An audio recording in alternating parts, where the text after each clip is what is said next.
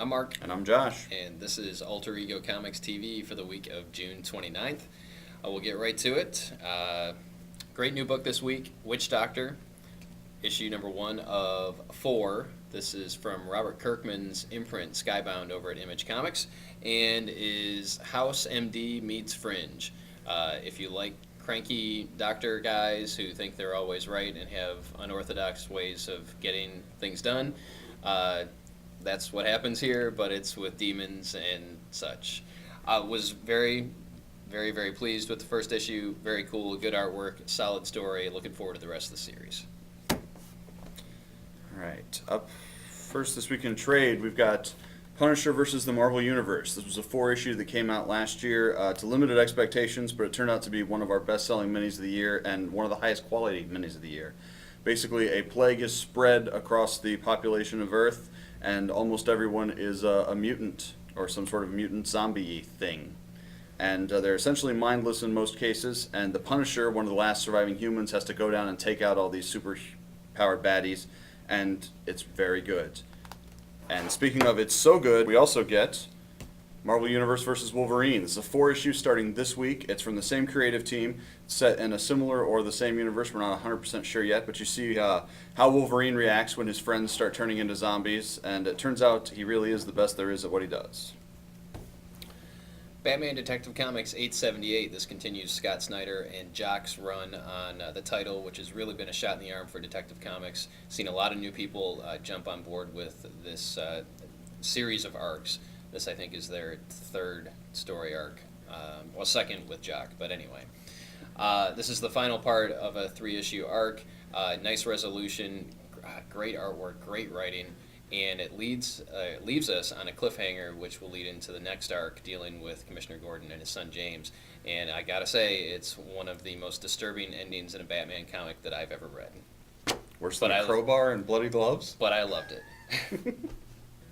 Continuing with Scott Snyder this week, because we love him, American Vampire, issue number 16. Awesome, awesome stuff. Vampires, World War II, Pacific Theater. Love it. And Project Superman, or Flashpoint Project Superman, this was plotted by Snyder, written by Lowell Francis, with art by Gene Ha. And if you'll remember, last week, Lowell Francis and Gene Ha brought us one of the cool Rocketeer stories in Rocketeer Adventures, number 2. But this is showing us essentially a program similar to the Super Soldier program to develop a Superman, and by the end of the book, we see maybe the real Superman showing up in Metropolis. We shall see. But it was a good start to a 3-issue mini. And while we're on the topic of Flashpoint, how about some Flashpoint Hal Jordan, some Flashpoint Green Arrow, and some Flashpoint Canterbury Cricket? What? Yes, the Canterbury Cricket. This is one of the new characters being introduced just for Flashpoint, and it was actually really good. It has that kind of fun, whimsical feeling. It takes place in England. You see some other B and C list DC characters like Etrigan and some other mysticals, and it's just a fun pickup, one and done. Speaking of fun, and usually one and done, the Goon, issue number 34, back after a long hiatus. Eric Powell is back writing and illustrating one of the best comic book series on the racks. You can look at the cover. Sparkly Vampires, Are You Bleepin' Me?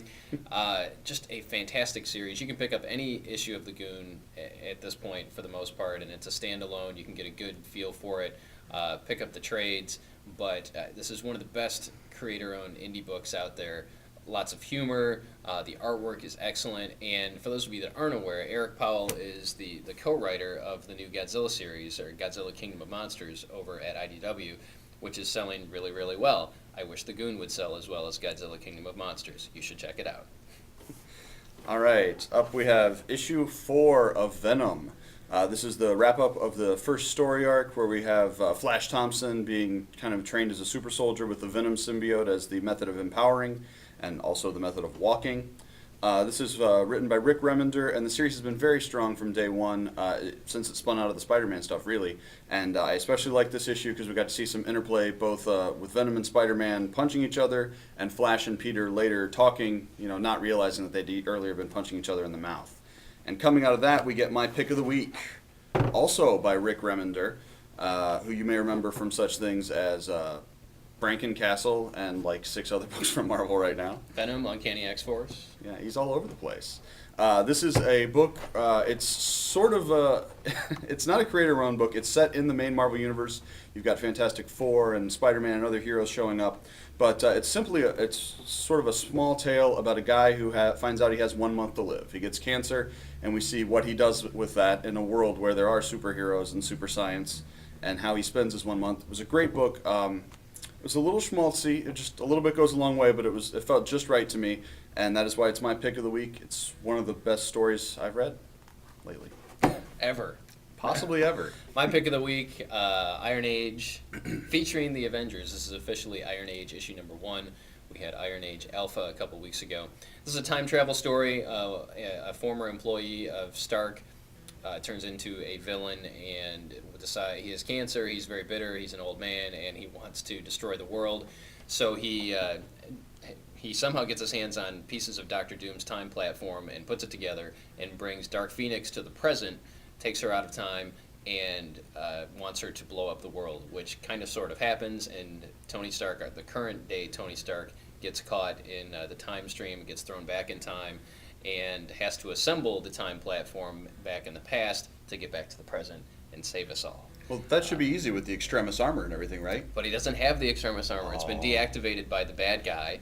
And so they're just, if you're an Iron Man fan, there's so much to love in this book, because you're seeing Tony with the knowledge that he has today going back into the past and seeing himself.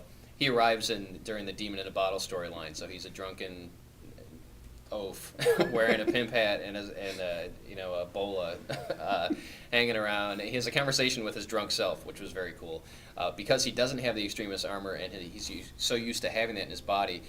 Putting on the old clunky armor, he's very weak. He can't stand up. So when he goes to visit the Avengers in the early 1980s, they assume that he's drunk because he's falling over because he can't carry the armor. So we have actually 2 stories within this. They're both time travel related. The first one is Tony going back to the early 80s and trying to get the Avengers to help him find the pieces of Doc Doom's time platform.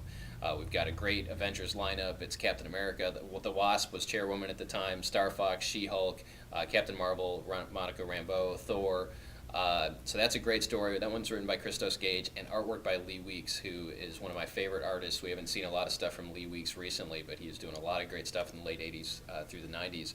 And then we get a second story by Rob Williams and Ben Oliver, where Tony gets pulled out of time again, and I'm not really sure what time frame we're in, but we end up in London and run into Captain Britain. And the artwork is, I mean, it's a night and day difference between Lee Weeks and Ben Oliver, but it was so very cool.